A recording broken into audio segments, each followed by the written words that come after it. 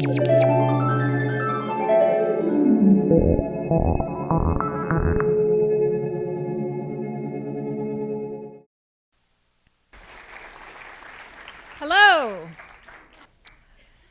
So once upon a time, about 11,000 years ago, during the Neolithic Revolution, agriculture was invented, which meant that suddenly these guys turned into these guys, which meant that we ended up with these guys. Because where you have an increased population density and a robust economy, as you do with farming, then you have people who do the work, and you have people who manage people who do the work. So yeah, I'm here today to talk about slavery and about the choice that we have, you and me, to perpetuate it or to stop it.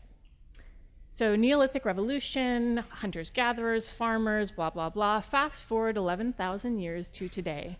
We don't really talk about slavery anymore. We're much more sophisticated than that. We talk about human trafficking. Human trafficking. Human and trafficking. Innocuous, right? Two perfectly ordinary words. Put them together, they form an innocuous phrase used to describe a horrific reality. Human trafficking. It conjures up images of people riding in trains from city to city, or people sipping their mocha frappe latte while they sit with 10,000 of their closest friends on the I-5, bumper to bumper, or the I-95. Human trafficking. Now toss in the word sex.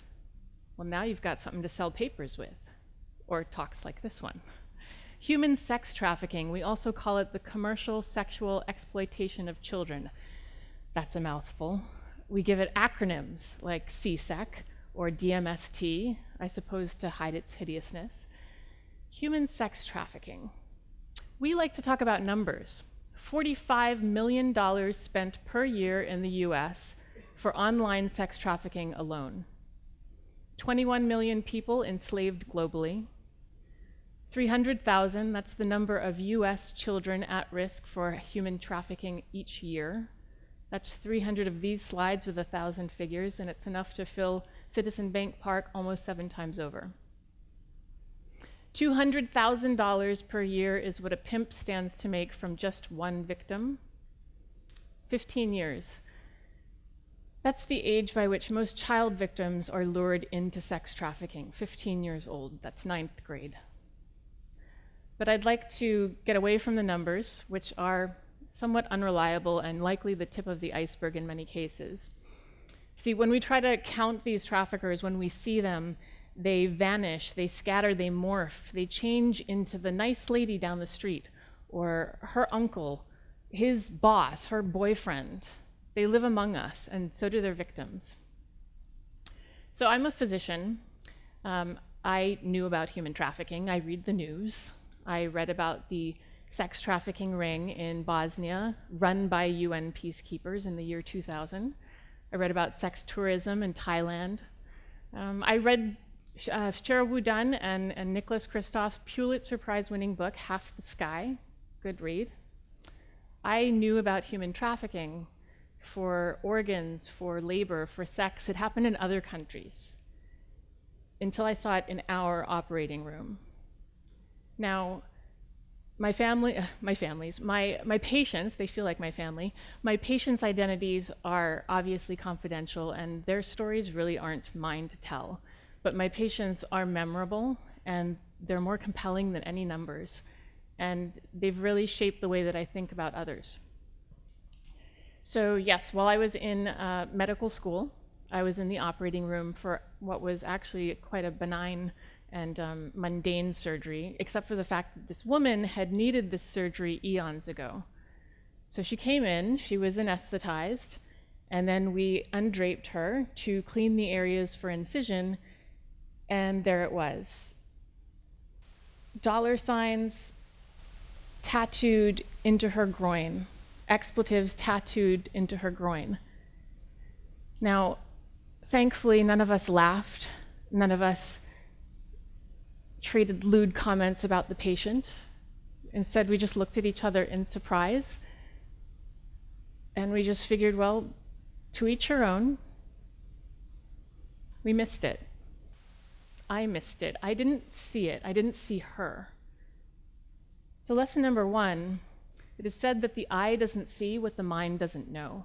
We didn't know what we were seeing because we didn't know what we were looking at. We didn't know the signs right in front of us, the tattoos, the late presentation to medical care. These are typical signs of sex trafficking right in front of us.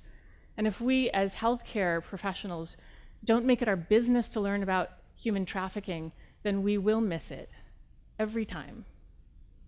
So fast forward 1 year, and I'm now a pediatric intern on labor and delivery. So that means that I have my MD, but I'm now training to be a pediatrician. A young lady is brought in from the street, and she has delivered her baby on the street when the ambulance couldn't get there in time. By the time the baby made it to my care, it was cold, but otherwise remarkably healthy. The young woman sat in bed, quite composed, full makeup, beautiful hair, manicured nails, jeweled, and there was a man who stood in the corner. I figured he was the father, so I walked over to congratulate him, and he stared me down, crossed his hands in front of his chest, and said nothing. So I made my way back to the woman, and I asked her, so, did you get any prenatal care? She said no, she didn't need prenatal care. I said, okay, well, how long were you in labor? She said that she had been having contractions for 3 or 4 days, but she had to work, so she just took painkillers and kept working. So I asked her, what kind of work would prevent you from coming into the hospital to deliver your baby? And she paused, and then she said that she was a receptionist. She looked uneasy. I felt uneasy. I had 3 or 4 other deliveries to attend to, so I left. I didn't follow up. I didn't attempt to get her by herself away from her very intimidating male partner so that I could ask her more questions. I was frightened. So I said to a nurse, there is something really wrong in that room, and then I left.